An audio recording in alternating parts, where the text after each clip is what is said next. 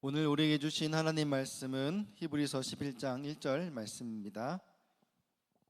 히브리서 11장 1절 말씀을 우리 한 목소리로 같이 합독하시겠습니다. 믿음은 바라는 것들의 실상이요 보이지 않는 것들의 증거니. 아멘. 우리 할렐루야. 우리 앞뒤 옆 사람과 이렇게 인사하겠습니다. 수고하셨습니다. 네, 수고하셨습니다. 네, 우리 지난주에 여러분 너무 수고 많으셨어요.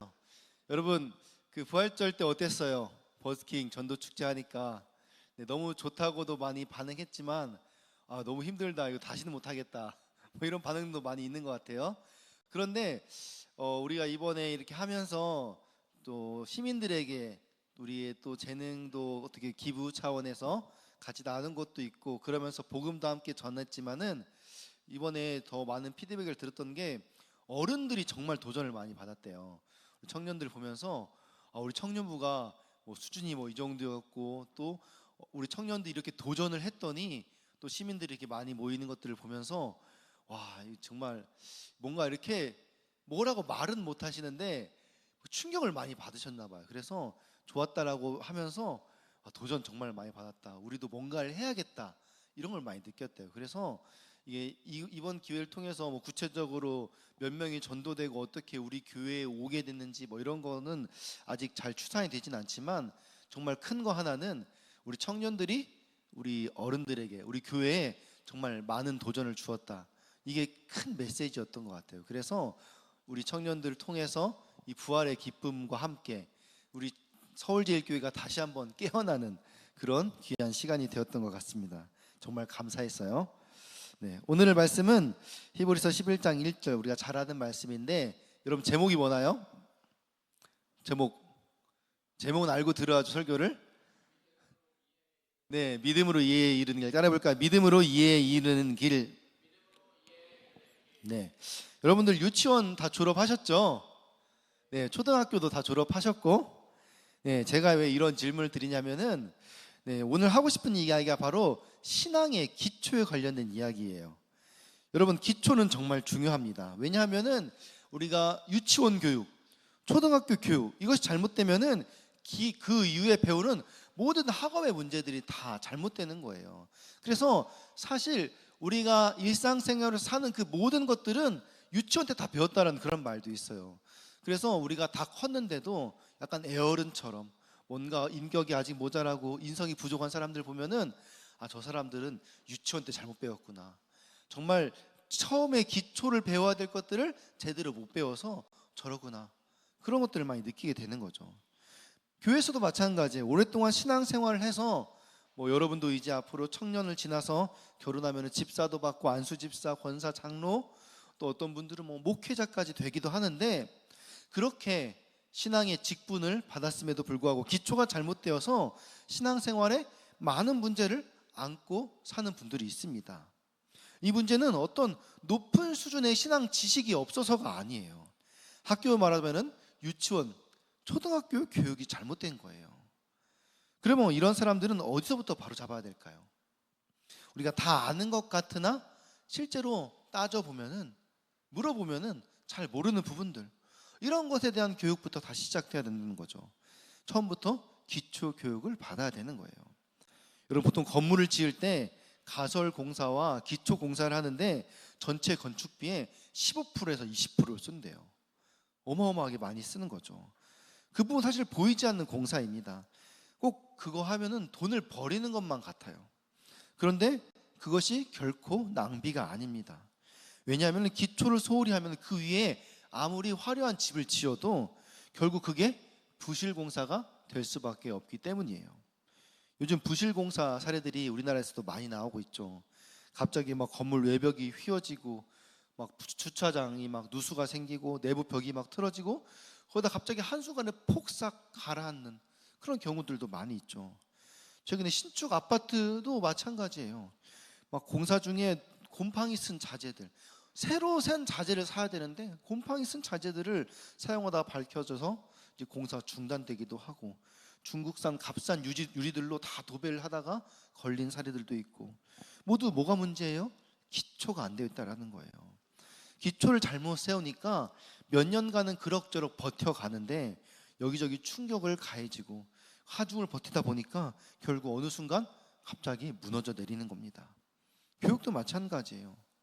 우리나라 교육은 근본적인 원리만 가르치지 않고 답만 가르쳐 주죠. 그래서 우리나라 학생들이 외국에 가면은 고등학교까지는 수석을 다툽니다. 그런데 대학교 들어가면 뒤처지기 시작하고 또 이제 나중에 석사, 박사까지 가면은 외국 수준을 따라가지 못하는 거예요. 처음부터 생각하는 힘, 기초를 길러주지 않았기 때문에. 그런데 이렇게 집을 짓고 공부를 잘하는 것보다 더 중요한 게 뭐냐? 바로 신앙의 기초를 잘 쌓는 겁니다. 우리가 믿음의 집을 좀 아름답고 화려하게 잘 짓고 싶지만은 얼마나 화려하게 잘 짓느냐보다 더 중요한 것은 그 믿음의 기초가 얼마나 탄탄하느냐. 그래서 오늘 말씀을 통해서 우리 모두가 다시 한번 나의 신앙을 돌아보고 우리 믿음의 기초를 튼튼히 하는 그런 시간 되기를 소망합니다. 여러분, 그 기독교 대학을 가면은 항상 성경 과목이 필수예요. 그런데 기독교 대학에 가면은 성경 관련된, 기독교 관련된 학과만 있는 게 아니죠. 무슨 학과가 있어요? 우리 교단 서울신대에 있잖아요. 여기 서울신대 다니는 친구들, 다녀본 친구들 손 들어봐요. 여기 있네. 몇몇 더 있을 텐데 부끄러워서 손을 안 드는 내가 지금 보고 있는데 네. 보면은 뭐 인문학과도 있고 사회복지학과, 뭐 유아교육학과, 음악학과, 교육학과 뭐 여러 학과들이 있잖는데 그런 학과에 기독교인 아는 사람들을 듣잖아요. 근데 그 사람들도 성경 과목을 들어야 돼요. 그럼 정말 듣고 싶겠어요? 듣기 싫겠어요? 듣기 싫겠죠. 교회 안 다니는데. 그래서 이 성경 과목을 강의하던 교수님이 첫째 날 수업에 학생들이 이런 제안을 했어요. 여러분 중에 이 땅에 신이 존재하지 않는다라는 이 무신론을 입증하는 페이퍼를 내서 날 설득한다면은 그 학생은 한 학기 동안 수업 안 들어도 된다. 그리고 시험도 안 봐도 내가 A 주겠다. A 학점 주겠다. 이렇게 제안을 했어요. 그 교수님이 수년 동안 이 성경 과목을 가르치면서 한 명도, 수천 명의 학생을 가르치는데 단 한 명도 이 땅에 신이 존재하지 않는다라는 그 무신론을 증명하는 사람은 없었더라고요. 해요.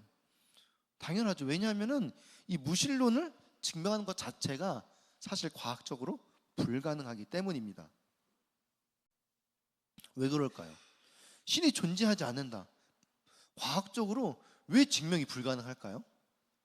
왜냐하면은 하나님은 무한하신 분인데 우리 인간이 유한하기 때문에 그것을 증명하는 게 불가능해요. 예를 들어서 여러분 신이 없다라고 가정을 해봅시다.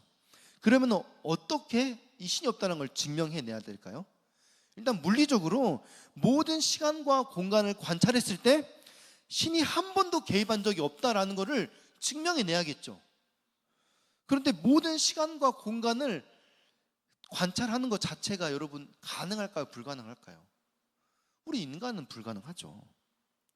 신이 한 번도 개입하지 않았다는 것을 증명하기에는 우리 인간의 한계를 초월한 일들이 또 우리가 보지 않는 곳에서 또 여러 곳에서 실제로 일어나고 있어요. 또 근데 그거를 우리가 다 관찰할 수 없으니까 내가 보지 않았으면 그냥 없다라고 믿는 거예요. 그런데 과학적으로 증명해 보라는 거예요. 그런데 증명할 수 없는 거예요. 그리고 신이라는 존재 자체가 원래 또 초월적인 분이셔서 우리가 과학으로 그걸 증명하는 것 자체가 사실 불가능하다는 거예요. 그래서 무신론을 주장하는 사람들은 뭐라고 이야기를 하냐면은 이 유신론이 주장하는 것들을 반박하는 거예요. 뭔가 그 말의 오류나 말의 논리를 가지고 따지는 거지 실제로 신이 존재하지 않는다는 것을 그들이 과학적으로 증명하는 게 아니에요. 유신론의 주장을 반박하는 것뿐이에요. 그래서 유명한 무신론자인 그 리처드 도킨슨이라는 책도 썼잖아요. 근데 그 사람이 말하는 주장이 그거예요. 신이 존재할 가능성이 굉장히 낮다라는 확률적인 주장을 내세우는 겁니다. 실제로 신이 없다는 걸 과학적으로 증명한 게 아니에요. 결론적으로는 신이 없다는 것보다는 있다는 게 더 증명하기 쉽다는 말이에요. 그렇다면 신이 있다는 증명이 어떻게 가능할까? 과학의 가장 기본적인 원리 가운데 하나가 바로 뭐냐면은 원인이 없는 결과는 없다라는 말이에요. 원인이 없는 결과는 없다. 무슨 말이라고요? 원인이 없는 결과는 없다. 그러니까 결과가 있다라는 건 반드시 뭐가 있어요? 반드시 원인이 있다라는 거예요. 그러니까 이 세상이 존재한다. 결과잖아요. 그러면 이 세상을 존재하게 할 만한 원인이 반드시 있을 수밖에 없다라는 거예요. 그런데 이 세상이 존재하기 위해서는 그 원인의 결과는 이 세상 안에 있을까요? 이 세상 밖에 있을까요? 이 세상 밖에 있겠죠. 이 세상을 어떤 초월한 어디에서부턴가 이 세상을 만들어냈다라는 거예요. 왜 그러냐면은 여러분 우리 자신을 좀 생각해 보세요. 여러분 내가 태어났어요. 내가 있잖아요. 내가 존재하는 이유가 뭐예요? 아무도 내가 스스로 태어날 수 없잖아요. 내가 있다는 건 나를 낳아준 부모님이 있다라는 거예요. 우리 부모님이 계시다는 건 우리 부모님을 낳아준 할아버지, 할머니가 계시다는 거예요. 그러니까 나는 부모님 때문에 존재하고 우리 부모님은 할아버지, 할머니 때문에 존재하고 이렇게 존재의 근원을 계속 찾아가다 보면은 처음 인간을 존재하게 했던 그 원인을 발견할 수 있다는 거예요. 그리고 그 인간뿐만 아니라 모든 만물의 어떤 첫 번째 되는 원인이 있을 거 아니에요. 그걸 과학에서는 제1 원인이라고 말합니다. 그런데 그 1 원인은 논리적으로 따져보면은 지금 어디서부터 계속 오는 거잖아요. 그러니까 이 세상도 마찬가지로 어떤 원인이 있을 건데 그 원인은 자신에게 있어야 돼요. 그렇지 않겠어요? 누군가가 그 원인의 그 제1 원인의 원인이 될 수는 없잖아요. 그게 첫 번째 원인이니까. 그래서 제일 처음 있었던 원인이기 때문에 그것은 어떤 다른 원인이 존재할 수 없다라는 거예요. 그래서 그 존재를 가리켜서 뭐라고 말하느냐? 자존자. 뭐라고요? 자존자. 스스로 존재하는 어떤 존재가 있었다라는 거죠. 그런데 출애굽기 3장에서 하나님께서 모세를 부를 때 하나님이 자기를 뭐라고 소개합니까? 나는 스스로 있는 자다. 이뿐만 아니라 이 과학의 모든 것들을 통해서 하나님이 신의 존재를 증명할 수 있는데 그것뿐만 아니라 자연 만물을 볼 때 또 우리 안에 있는 양심을 통해서 어떤 선한 존재, 우리는 본성이 악한데 내 안에 어떤 선한 양심이 자꾸 움직이는 거예요. 그러면은 이 선한 건 본래 내게 아닌데 어떤 선한 절대 선이 있겠다. 그 양심을 볼 때 신의 존재를 우리가 생각할 수 있다라는 거죠.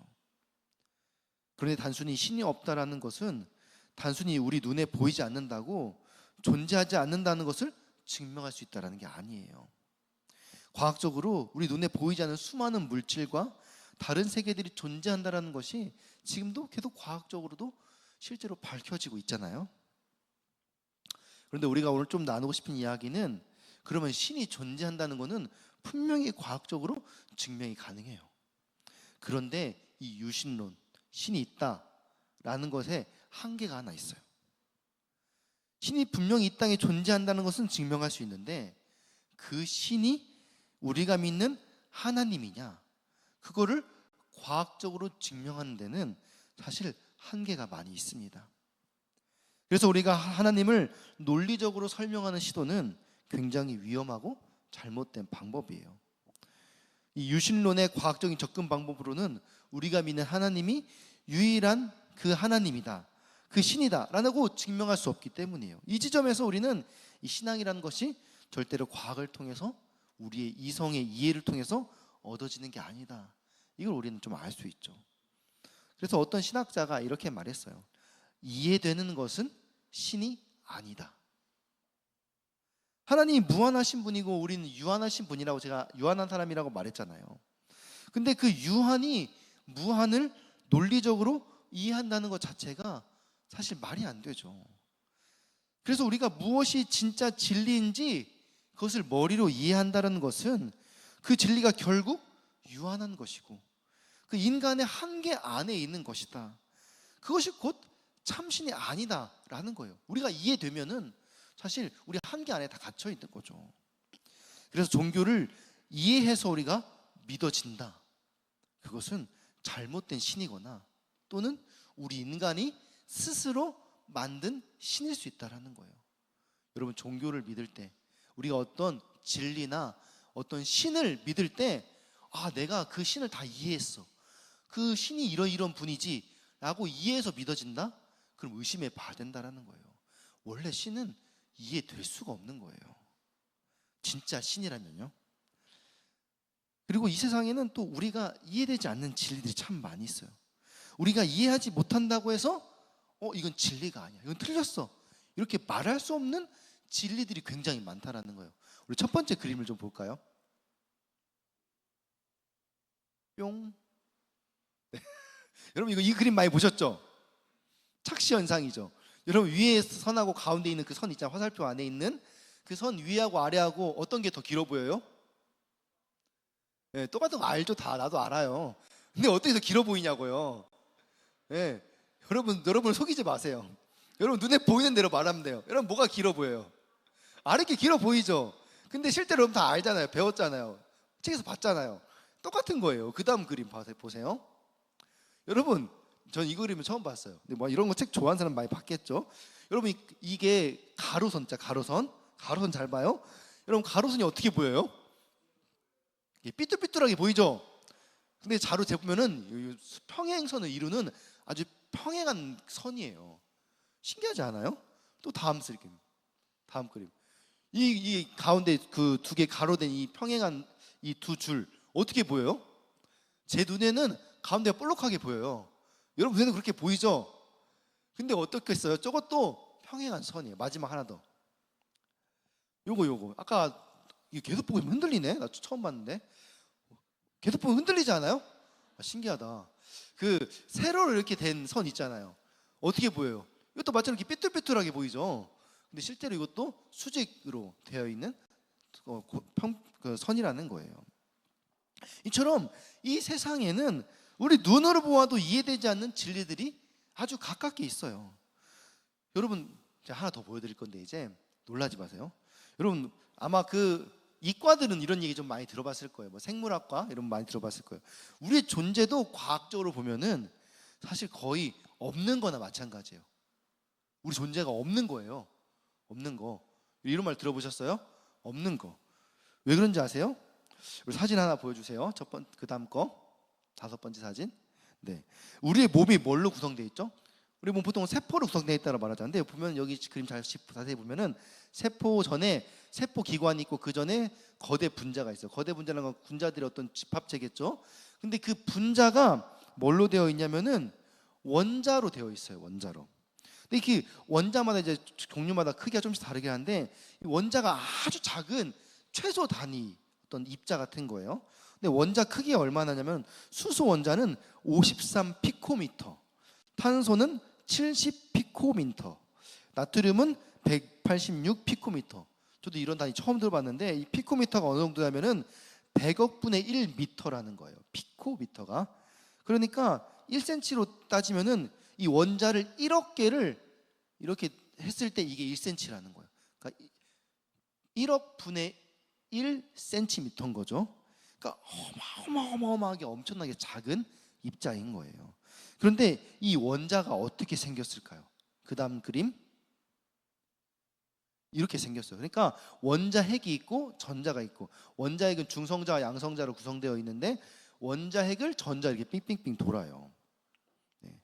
근데 이거는 굉장히 원자핵과 전자를 우리 눈에 잘 보이도록 엄청나게 확대해서 그려놓은 거예요. 실제로는 어떠냐? 그 다음 그림 보여주세요. 그 비율이 어느 정도냐면은 야구 경기장을 놓고 보면은 그 원자핵이 개미 정도 크기예요.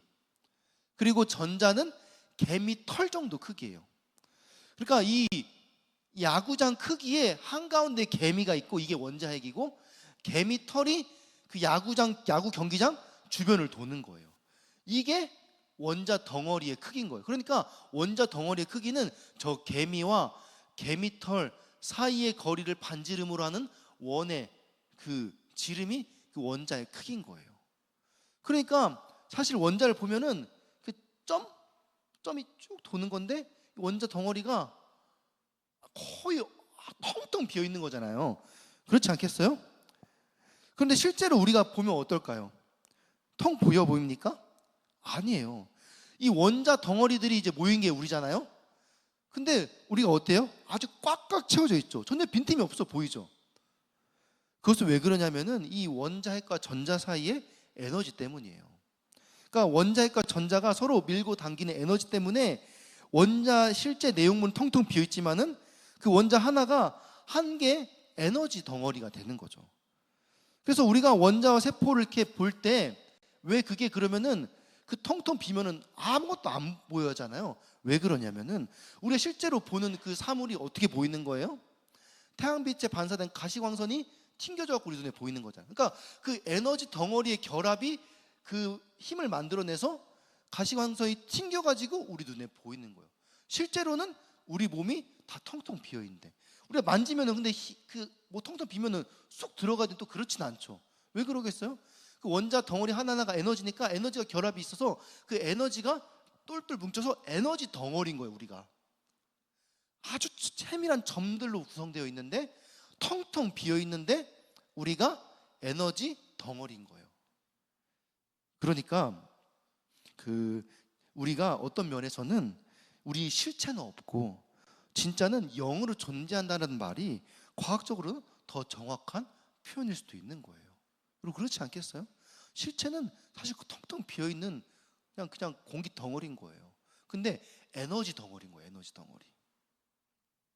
이렇게 우리의 이해 밖에 있는 진리들이 세상에는 너무 많다라는 거예요. 그리고 그 진리들이 때로는 우리가 오해해서 성경이 잘못되었다라고 말했다가 나중에 과학이 더 발전돼서 아 진짜 따져보니까 성경이 맞네 라는 진리들이 너무나 많이 밝혀지고 있어요. 그렇다면 이렇게 우리 이해 밖에 있는 진리를 우리가 어떻게 다 알 수 있을까? 그게 바로 오늘 말하고 싶은 믿음이라는 거예요.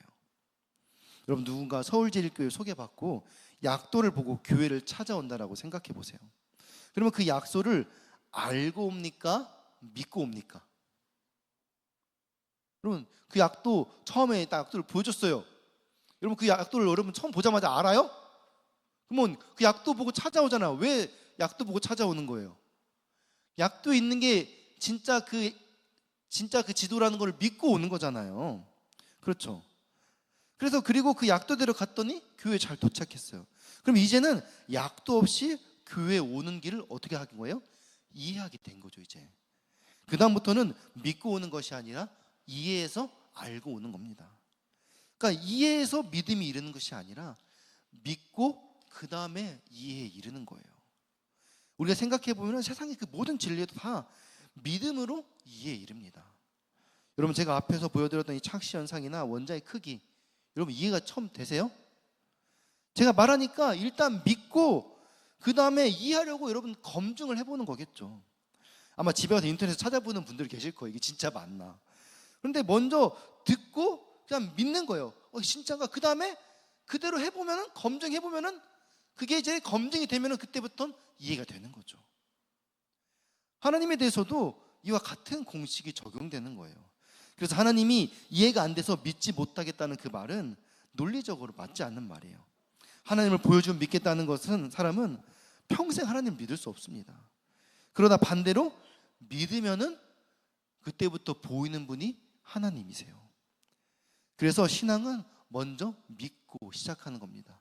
우리 오늘 본문 말씀 히브리서 11장 1절 같이 읽겠습니다. 시작. 믿음은 바라는 것들의 실상이요 보이지 않는 것들의 증거니. 아멘. 우리가 믿는 것이 그럼 진짜면은 우리가 믿었는데 그게 진짜였어요. 그러면은 어떻게 될까요? 그 믿음의 실상과 증거가 나타나게 된다는 거예요.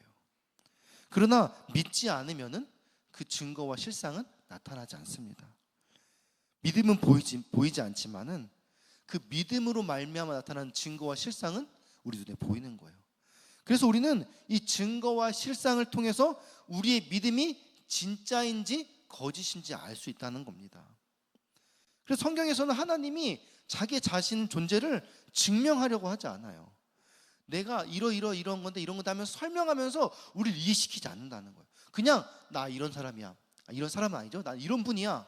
라고 그냥 하나님께 선포를 하셔요. 그럼 우리는 그걸 믿고 그 다음부터 거기에 대해서 검증이 들어가는 거죠. 우리의 삶을 통해서. 성경의 제일 첫 부분에 뭐라고 말합니까? 태초에 하나님이 천지를 창조하시니라. 하나님 어떻게 창조한지 설명 안 해요. 내가 창조했다는 거예요. 믿으라는 거예요. 믿으면 알게 된다는 거예요. 하나님의 존재를 논리적으로 입증하고 증명하는 것이 성경의 목적이었다면 아마도 이 말씀은 제일 끝에 나와야 됐을 거예요. 왜냐하면 결론이니까. 근데 하나님께서 그냥 결론을 말씀하셔요. 그러니까 우리의 신앙이 증명이 아니라 선포에 달려있다. 이해가 아니라 믿음이 먼저 되어야 이해가 되는 것이다 라는 것을 보여주는 거죠. 하나님이 여러분 세상을 창조했다는 것이 어떻게 믿어지나요?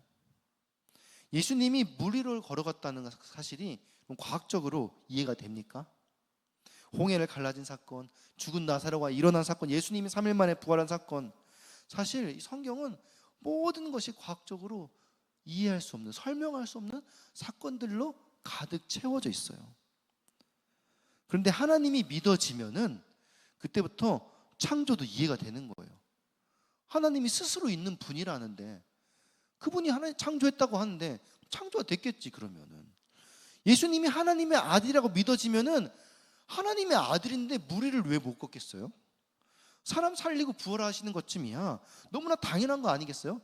그분이 하나님이신데, 그분이 이 땅 만물을 다 만드시고 다스리시는 분인데, 그분이 뭐 죽고 살리는 것뿐 뭐 그냥 하시는 거죠. 그러니까 믿으면은 그때부터 하나님의 역사가 다 이해되기 시작합니다. 약도가 틀렸는지 맞는지 어떻게 알 수 있어요? 약도대로 믿고 한번 가봐야죠. 갔는데 목적지가 달라요. 그럼 약도 잘못된 거죠. 근데 갔는데 목적지에 정확하게 도착했어요.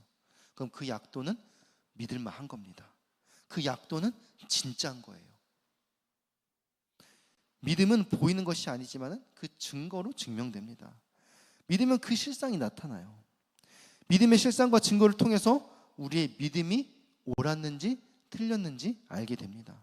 중요한 것은 먼저 믿음으로 시작하라는 거예요. 예를 들어서 여러분 무 먹는 무씨가 여러분 무씨를 샀어요. 그러면 내 손에 있는 것이 무씨라는 것이 어떻게 여러분 알 수 있을까요? 무씨. 그래요. 심어봐요. 그렇죠. 첫 번째로는 심기 전에 또 다른 방법이 두 가지가 더 있는데, 일단 씨앗 봉지에 있는 걸 좀 보면 설명이 되어 있겠죠. 그림도 있고 무씨라고 되어 있겠죠. 그런데 짐작은 할 수 있겠지만은 또 누가 속여서 팔지 어떻게 알아요? 무씨 아니고 다른 거 넣을 수도 있잖아요. 두 번째는 전문가의 도움을 받을 수도 있어요. 먼저 무씨를 판매한 사람이 이게 특징이 이렇고 저렇고 한다고 하면서, 근데 그게 이 무씨랑 비슷하게 생겼어요. 그러면은 이거 무씨구나 라고 알 수 있겠죠. 근데 또 잘못 알려줄 수도 있는 거예요. 아까 말했듯이 하연 형제가 말했듯이 정말 가장 확실한 거는 무씨를 심어보면 아는 거예요. 내가 직접 심어서 무씨가 나면은, 무가 나면은 그거는 무씨라는 걸 확신할 수 있는 거예요. 다른 어떤 사람이 뭐라고 말해도, 그 봉지에 다른 것이 설령 쓰여 있을지라도 내가 심어봤는데 무씨가 맞으면은 나는 확신할 수 있는 거예요. 하나님을 정보를 통해서 믿는 사람들이 있어요. 하나님에 관해서 연구하고 많이 배웁니다. 그래서 하나님에 대해서 잘 알아요. 그런데 정작 하나님 자체를 알지 못하는 사람들이 있습니다. 하나님을 믿지 못하고 하나님을 직접 경험하지 못했어요. 어떤 사람은 하나님에 대해서 정말 많이 들었어요. 간증도 듣고 설교도 듣고, 가족이 다 예수님 믿어요. 부모님도 친구들도 자녀들도 다 모태신앙이고 기독교 문화에 막 자랐어요.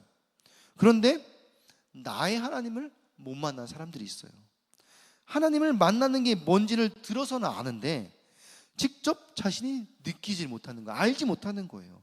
그러니까 성경을 읽어도 예배를 드려도 기쁨이 없는 겁니다. 신앙생활이 무미건조하고 정말 중요한 순간에 어떻게 하나님을 찾아야 될지 모르는 거예요. 왜? 나의 하나님이 없으니까. 그러나 나의 하나님을 직접 만난 사람들, 그런 사람들은 자신감이 있어요. 성경에 그 모든 것이 다 믿어져요.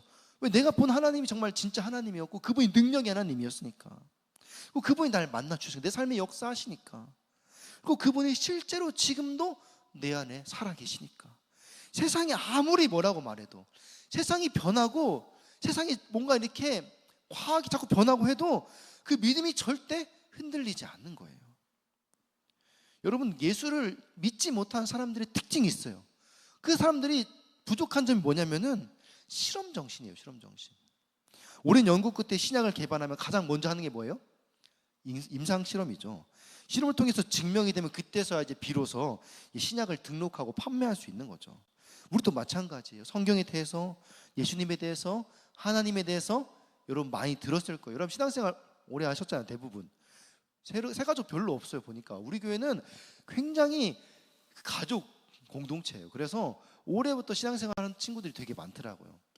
근데 여러분 어느 정도 예수님에 대해서, 하나님에 대해서 다 알 거예요. 그러면 어떻게 해야겠어요? 내가 알고 있는 그분을 내 삶에 적용해 봐야죠. 신앙을 내 삶에 적용하지 않으니까 그 신앙의 머릿속에만 있고 삶에서 능력이 나타나지 않는 겁니다. 여러분 정말 여러분 삶에서 큰 문제가 생겼을 때 하나님께 진심으로 기도해 본 적 계시나요? 그냥 형식적으로 두 손 무릎 꿇고 두 손 딱 붙잡고 기도하는 거 말고요.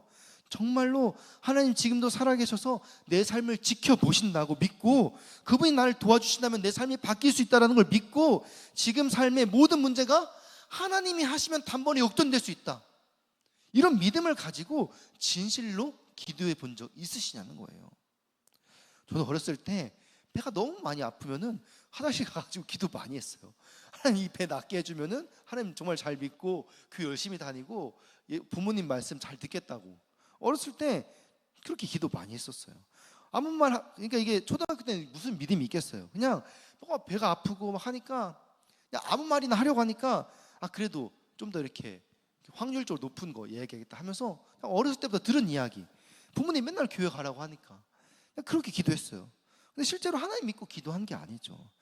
평소에 들었던 게 있으니까 기도했던 건데 그런데 그런 기도 말고 정말로 내 삶에서 하나님이 역사하시기를 간절히 원하면서 기도해 보셨냐는 거예요. 하나님이 인격적인 분이셔서 우리와 대화하기를 원하십니다. 그냥 단순히 우리의 문제만 해결하고 사라지는 그런 하나님의 의리 아니에요, 여러분. 하나님 이 땅 다 창조하셨잖아요. 다스리고 계시잖아요. 우리도 만드셨잖아요. 우리 삶을 주관하고 계시고 하나님이 정말 원하시면은 우리 삶을 한 번에 무너뜨릴 수도 있고 우리 삶을 가장 높이 세울 수도 있는 그런 분이에요. 하나님은 우리 삶의 갑이에요. 갑. 그분이 우리를 도와주시는 거예요. 갑이란 말은 우리 삶의 주인이라는 거죠. 그분이 우리의 삶을 도와주신다는 거예요.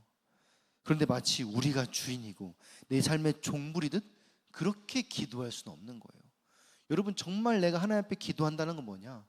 그분이 창조주 하나님이시고 내 삶의 주인이시고 온 우주 만물을 다스리시는 분, 그분이 나를 도와주시면은 내 삶이 완전히 변할 수도 있고 삶의 어떤 어려움 가운데서도 이겨낼 수 있는 힘을 주실 수 있고 근데 그분이 정말 대단한 분이신데 그분이 나를 도와주시면 좋겠다. 그분이 내 삶을 좀 만지시면 좋겠다. 그런 믿음을 가지고 기도해 본 적 있냐는 거예요.